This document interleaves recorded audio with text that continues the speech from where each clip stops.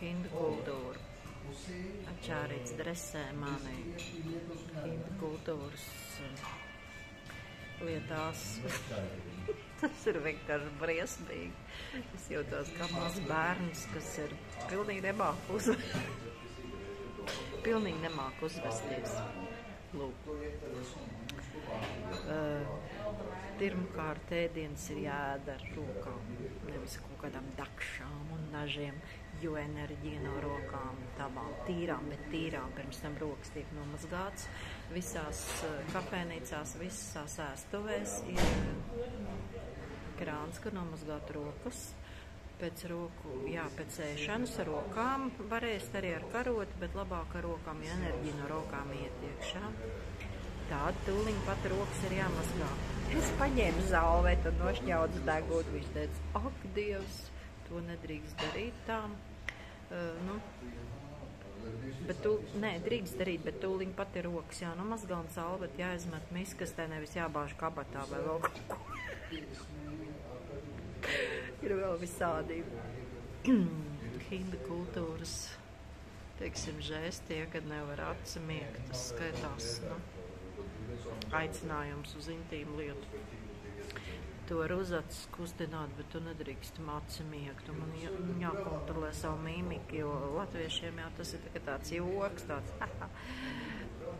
tagad tas tā nav, tas ir viltīgs cilvēks vai arī aicinājums uz intīmu lietu. Tad, kas te vēl bija ārprāts? Pagaidām viss.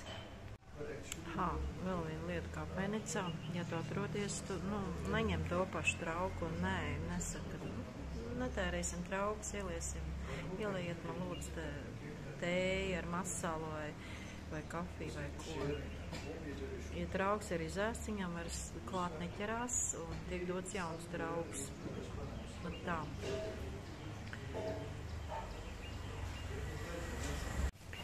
Katrai no 4 kastām ir savas funkcijas, un to nevar darīt citas kastas funkcijas. Bramīni, zinošie, gudrie zinātnieki, skolotāji, viņi dara tikai savu, viņi rūpējas par garīgām lietām, un ja šūdras uzdevums ir nest no viesnīcas koferu, tad to darīs tikai šūdra. Ja tā ir viņa funkcija, tā ir viņa darba. Pārdevējs, teiksim, pārdos tikai kaut kā ļoti tā var just mazliet, bet tas tā dabīgi sanāk, nekas te nav samākslots. Un, vismaz Ačārīts seko visādām loģiskām lietām, piemēram,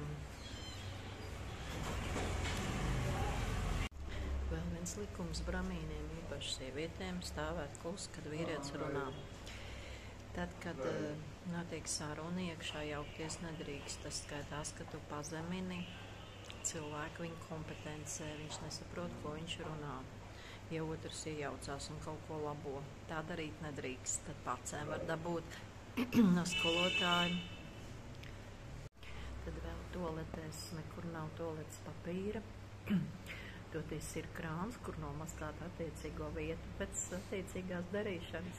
Ar kreiso roku tas ir jādara, jo labā ir dodošā, kreisā ņemošā. Lūk. Tā viņiem ir. Mazgā pats ar savu roku, pats savu ķermeņa daļu.